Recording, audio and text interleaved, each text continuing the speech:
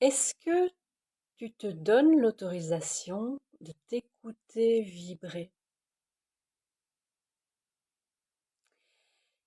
Parce qu'en fait, je vois qu'il y a énormément de confusion entre être capable de s'écouter vibrer et la culture du plaisir immédiat. En général, ce que j'observe, c'est que on est tellement coupé de cette capacité à écouter ce qui vibre en soi, à écouter ce qui est vivant en soi, à écouter tes sens te parler de qui tu es, à écouter tes émotions te parler de tes besoins profonds et fondamentaux. Généralement, on n'a pas été élevé pour ça. Évidemment, parce que si tu apprends à aller dans cette voie-là, tu deviens de plus en plus autonome, tu deviens de plus en plus hum, dans ton individuation, dans ton autorité propre. Donc, c'est pas forcément de l'intérêt de notre système de société que l'on soit tous axés à partir de cet endroit-là. Donc, depuis tellement longtemps, on est habitué à se nier, à ne pas se regarder vibrer, à ne pas se regarder s'écouter en fait profondément et agir à partir de cet endroit-là.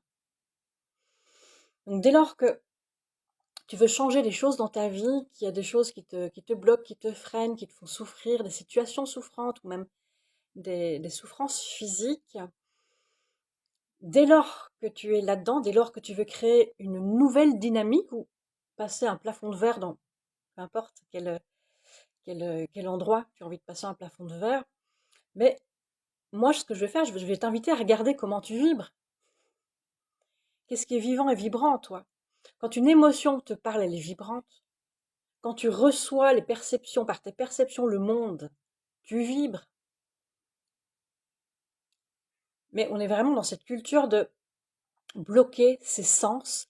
Et on est tellement bloqué de l'écoute de nos sens et de ce qui est super simple et vivant en soi, que pour compenser, on va aller investir dans du plaisir immédiat. Vraiment, de plus en plus, hein, cette société de consommation, c'est je prends très vite, je consomme et je jette, je commande quelque chose, il me le faut demain.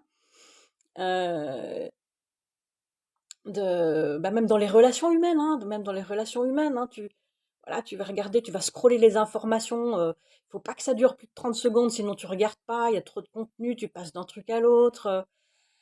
Et finalement, tu ne t'arrêtes plus sur des choses où tu te dis, tiens, je suis appelée par ça, il y a quelque chose voilà, qui me fait vibrer, quelque chose qui réagit chez moi, qui est curieux, qui a envie d'en savoir plus. Je me pose, j'écoute, je suis attentivement.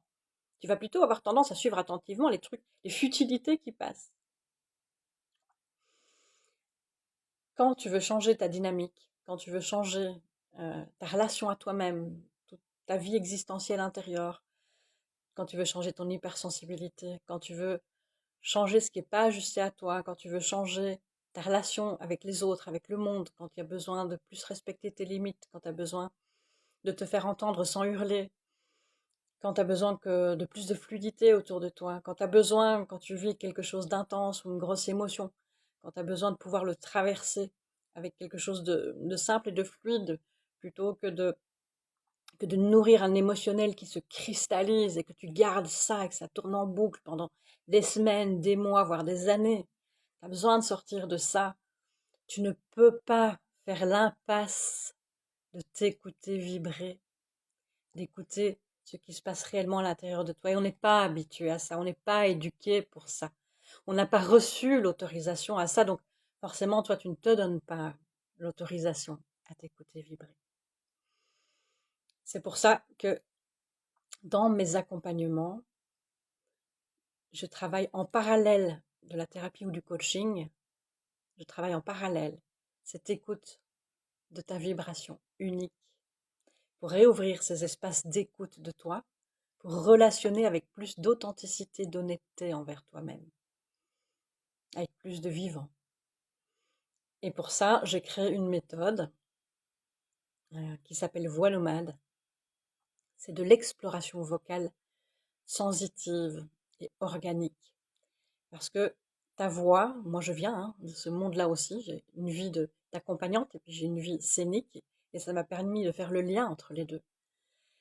Et la voix, c'est quelque chose qui vibre, mais c'est pas ici qu'elle vibre. Elle vibre dans tout ton être, par ton intérieur. Donc grâce à la synergie entre la respiration, la posture de ton corps qui dit des choses de toi, et la vibration de ta voix posée sur la respiration consciente et profonde, tu vas ressentir cette vibration de manière très fine et très subtile. C'est vraiment, il y a tout un ensemble d'exercices, je t'emmène là-dedans, pour ressentir par ton intérieur, tes espaces intérieurs, libérer tes espaces, rencontrer des choses qui freinent et qui bloquent.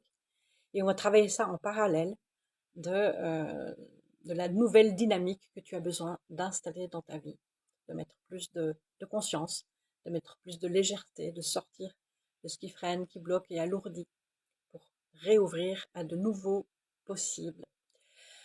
Voilà, s'écouter vibrer, c'est la base, c'est autant la base que de respirer. Et donc, dans le monde où on est, bien souvent, on a besoin de réapprendre à s'écouter vibrer. Voilà ce que je voulais partager aujourd'hui. Salut!